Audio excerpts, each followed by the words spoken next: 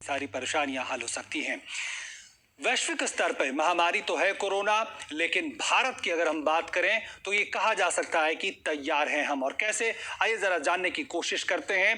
तो इस स्तर पे हम कह सकते हैं कि जो कोरोना का संक्रमण है, आईसीएमआर कोरोना जांच की क्षमता को इस वक्त बढ़ाने में जुटा हुआ है। जो उसकी क्षमता है उसको 2 गुना से ज्यादा करने की कोशिश कर रहा है। 72 से ज्यादा स्थानों पर भारत में इस वक्त तो कोरोना का टेस्ट हो रहा है, जहां तक आईसीएमआर और उससे जुड़े लैब की बात है। और इसके अलावा हर लैब में जो आईसीएमआर का है, हर रोज 90 सैंपल का टेस्ट फिलहाल हो रहा है। और हर लैब की जांच की जो क्षमता है वो दोगुनी है। एक लैब की बात हम आपको बता रहे हैं और ये लगातार बढ़ रही है।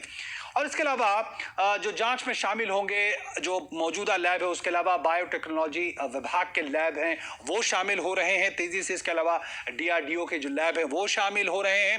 इसके अलावा और भी जो दूसरे संस्थान है, जैसे सरकारी मेडिकल कॉलेजों के लगभग 49 लैब वो शामिल हो रहे हैं। और साथ ही साथ जो उच्च गुणवत्ता के निजी लैब हैं, प्राइवेट सेक्टर के जो लैब हैं, वो भी कोरोना का टेस्ट करने के लिए उसमें शामिल हो रहे हैं।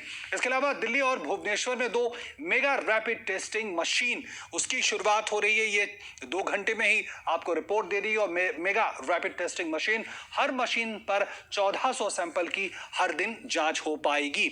और देश में इस तरह के 5 से 10 जगहों पे ये मेगा रैपिड टेस्टिंग मशीन लगने जा रही है, इस तरह से आईसीएमआर ने कहा है।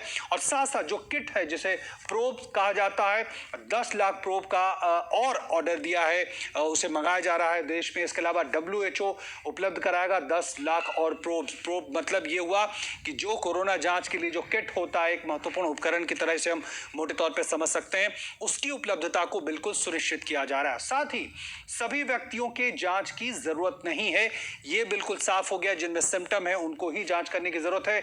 सबकी जांच उन देशों में जरूरी जहां कम्युनिटी ट्रांसमिशन शुरू हो चुका है, वहां जरूरी, जहां सामुदायिक स्तर पे यह संक्रमण फैल रहा है वहां जरूरी है। ये भारत में अभी कम्युनिटी ट्रांसमिशन की स्थिति नहीं है, ये हमें बेहद सावधानी से समझने की जरूरत है। लेकिन हम सावधानी क्या बरतें?